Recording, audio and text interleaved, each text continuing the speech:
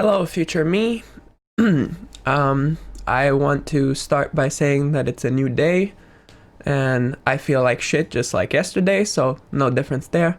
Um, yeah, I wasn't really gonna talk about anything important. I was just gonna talk about what I was gonna do, but something crossed my mind a lot, which was that um, people keep saying to some people said to me and they say to me and they keep saying to me that oh just leave her and and in the sense that just let her be and um just move on, just get over it and move on. She doesn't want you anymore and stuff like that. And I understand why they're saying that. It's just I know what that's what they're supposed to say, and that's what you're supposed to do. You're supposed to move on with your life and keep going and everything. But I don't know. The question that keeps crossing my mind is, other than the fact that I thought I was happy with her, I thought she was happy with me because she kept smiling and everything. I thought, what if she's the person that was gonna accept me the most, and what if she was supposed to be, a soulmate, or what if she's supposed to be the one that was supposed to be my partner in life and was supposed to keep we were supposed to be together.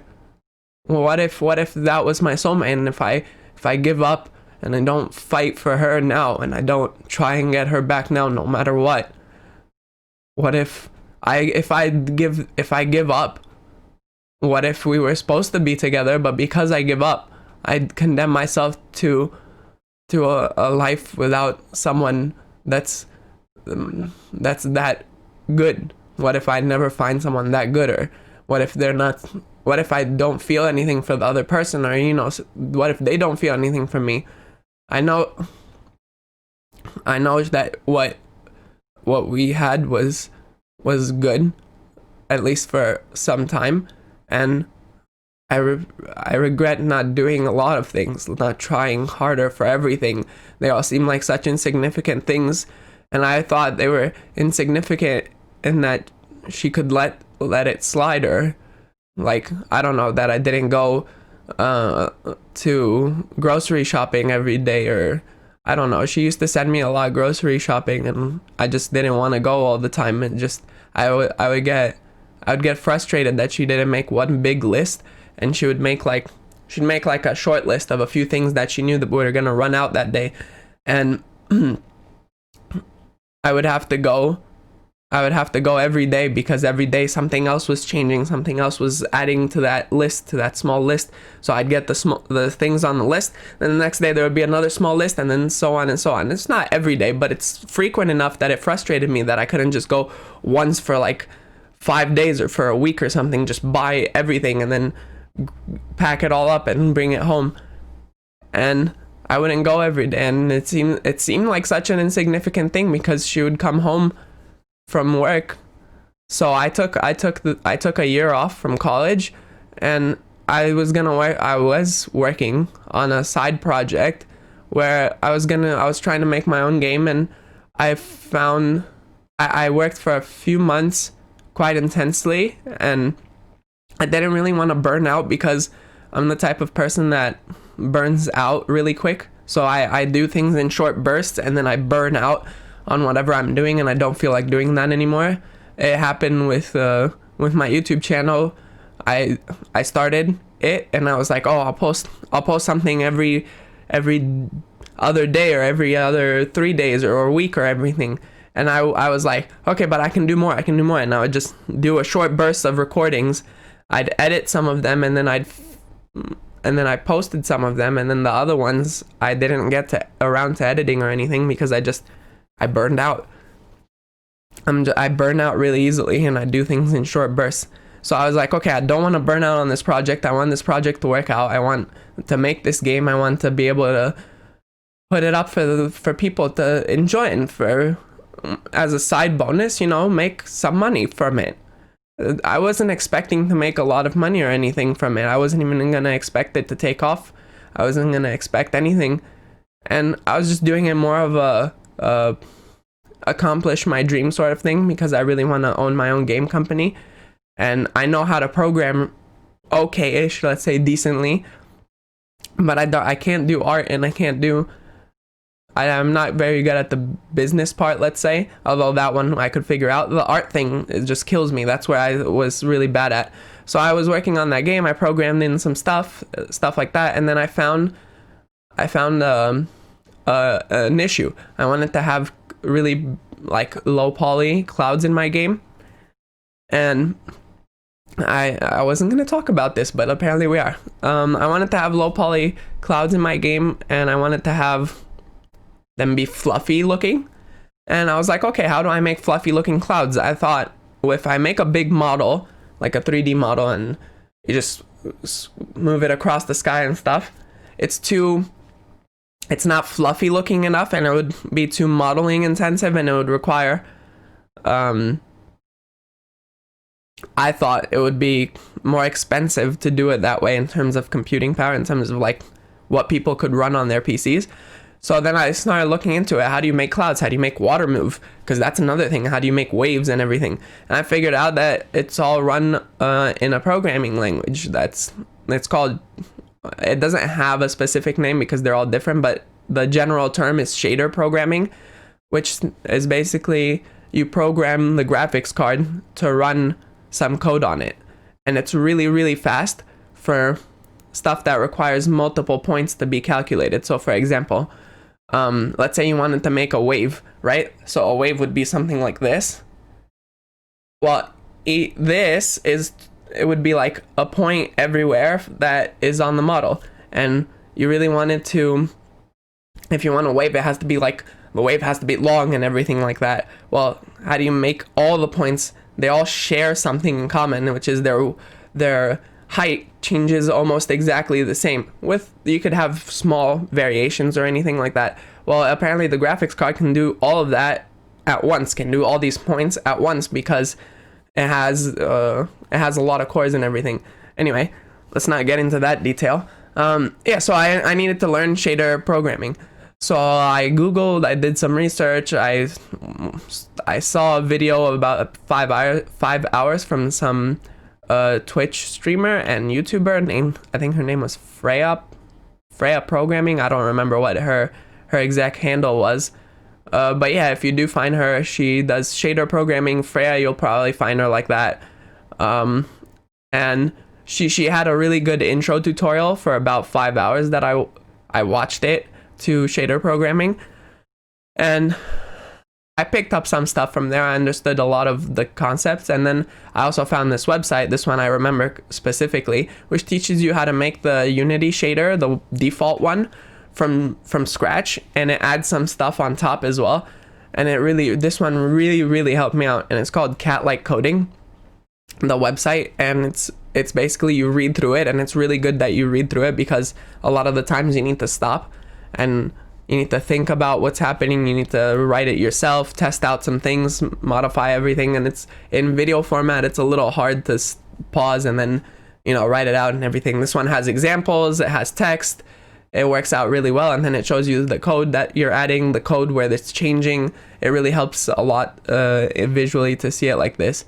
And I really appreciate for whoever did Cat-Like Coding. He wrote his name at the bottom, I just can't remember it. I think it was a he. The Cat-Like Coding person was really amazing. And yeah, basically I took almost the whole year. Almost recently, I finished learning shader programming, in the sense that I felt comfortable that I could do something. Then I found examples for clouds and how to make them fluffy and things like that in shader language, and I felt comfortable enough to modify stuff like that. And I was working on cloud shader programming. Then I was like, okay, well, I have this down. I'll just make some shader code that'll make the clouds fluffy. I'll make a simple shader for the water. Basic things that I needed in my game to make it visually appealing, at least in the start.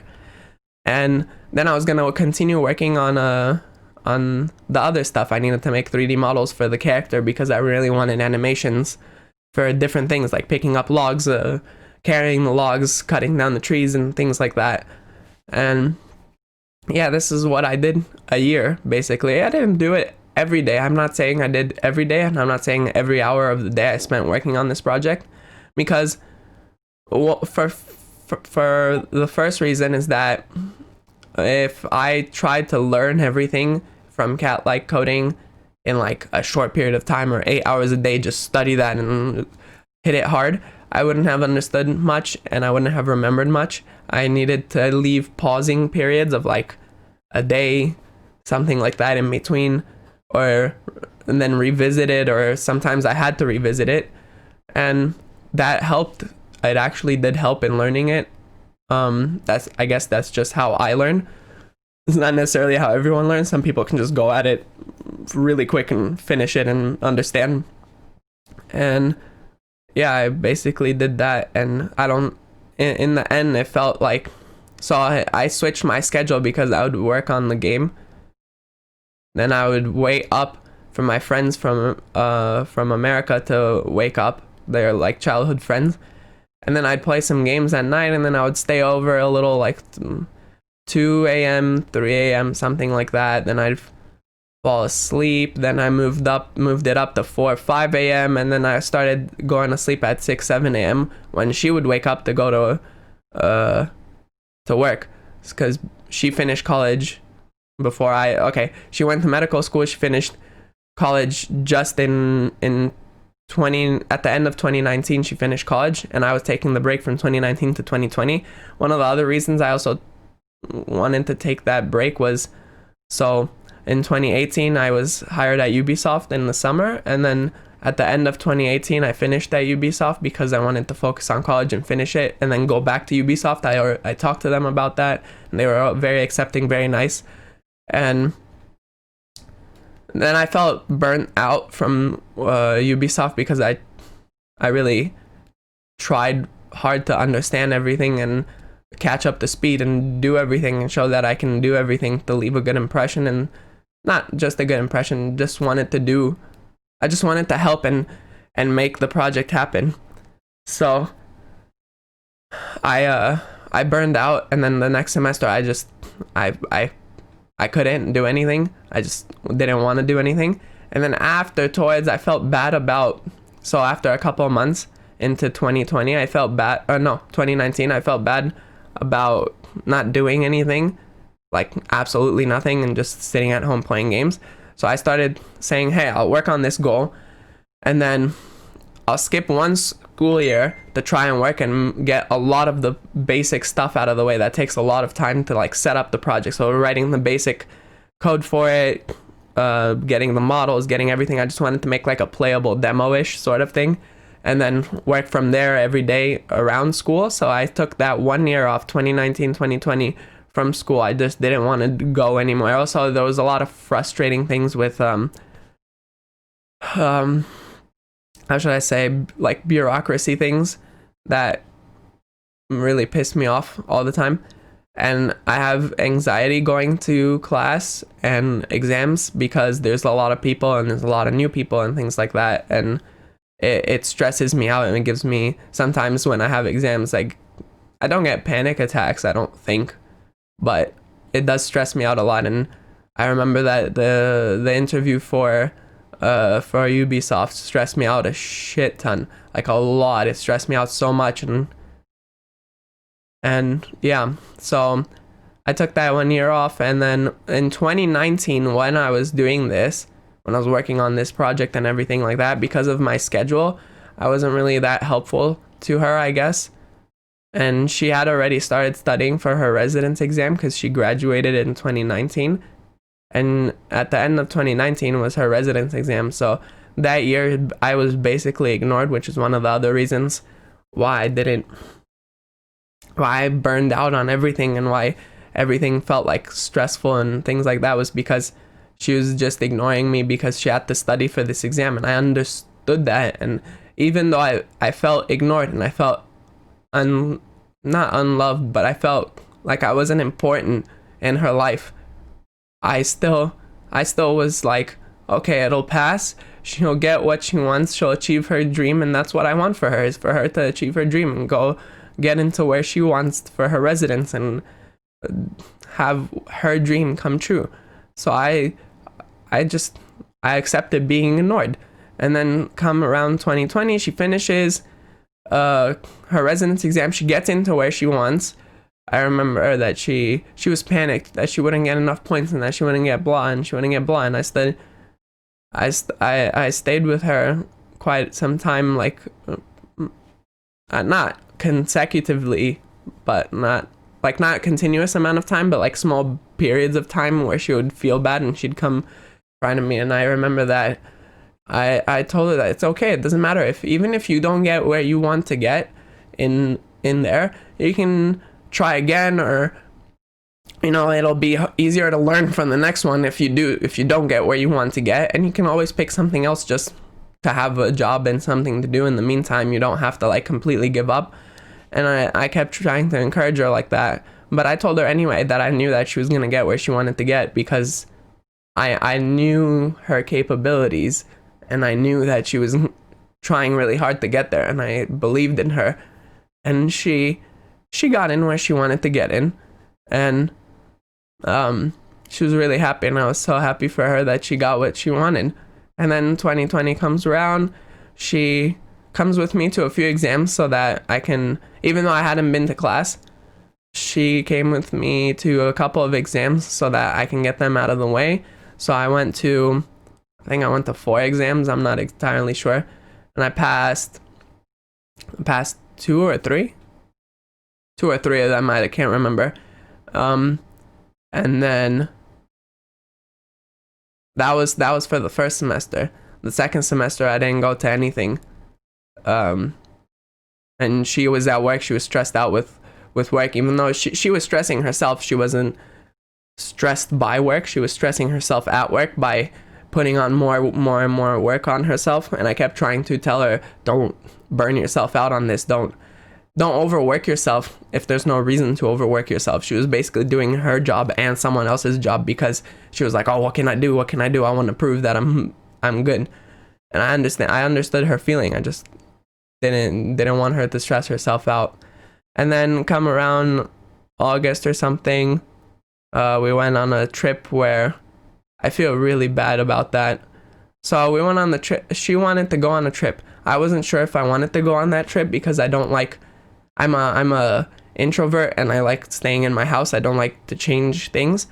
And she was like, oh, I want to go on this trip, blah, blah. And I was like, I don't know if I want to go. And she was like, oh, don't worry, I'll go alone then and stuff like that. And I was like, well, I can't leave her alone. That would be really bad. I'd feel bad that she doesn't have someone to spend time with and that I let her go alone. So I decided, hey, I'll go with you. And I told her that I'm going with her for her, not necessarily for me.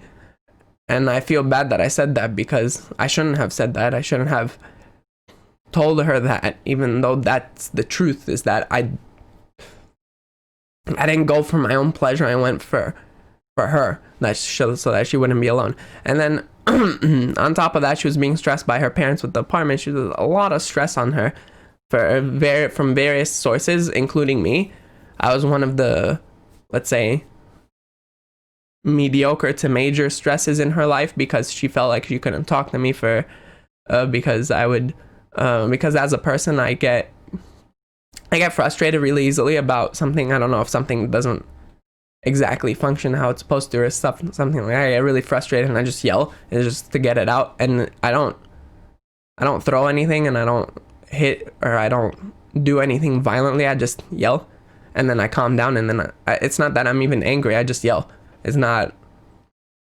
Yeah. So that was one of the reasons. The other one was that she felt like I wasn't doing anything with college, even though I had planned and I was going to go back to college for 2020-21, which is now this period, and I did. And I guess I wouldn't have tried as hard if she didn't leave, but I'm trying harder now that she left. And it's, I don't know. I don't even know where I'm going with this story. Yeah. She left, I guess. So I regret a lot of the things I did. That I didn't do, actually. That's a lot of the things that I didn't do. And I didn't pay more attention to her. I didn't I don't know, that I complained on that trip that my legs hurt, but they really did. It really hurt. I don't know. I guess. Yeah. For later today, I already talked a lot and wasted a lot of time. So for later today, I'm going to go pick something up for my dad, and I'm gonna make some pizza hot pocket things. They're not really hot pockets, but they're like pizza hot pocket things in a triangle format. It's gonna hopefully they turn out okay. I made them once before with my grandma, but they were really, really greasy, and I didn't like that. And I hope I changed the dough for it now, and I'm hoping that that's why it was greasy, and that's the reason that's gonna fix it. I don't know if it'll fix it, but we'll see. Yeah. Anyway, I guess I'll recap at the end of the day to see what happened. All right. See you later. So, hello, back again. It's later today. Yeah, I did end up, I went out and I got that stuff for my dad. That was I guess okay. I just went out, Corona time, what can you do? And I made the pizza hot pocket thingies with my mom. They turned out actually pretty good this time. They weren't as greasy as before. When I made them the first time, they turned out pretty greasy, and I think it was because of the dough. And this time they didn't turn out as greasy, so they were okay. Other than that, all I've done today is I've started an anime, so I finished Attack on Titan recently. Well, I caught up to Attack on Titan recently, and I started another one, ReZero. It's something like that. It's restarted another life from zero or something like that. Translated like the whole title, but yeah, I started that show, and I fell asleep on the last episode just now. I just woke up because I was feeling a little tired and I needed a nap, and I had a really bad dream. But yeah, then the dream was really weird. I don't know how to explain it. I don't even remember that much what happened. I just remember the feeling when I woke up that it hurt, and it just hurt in my chest. But yeah, that's I guess that's it for today. There's nothing else left to talk about. I'll talk about more stuff tomorrow. What can I say? Bye, future me. I hope you're happy and feeling better, and I hope it's a good future for me. All right, signing off. Bye.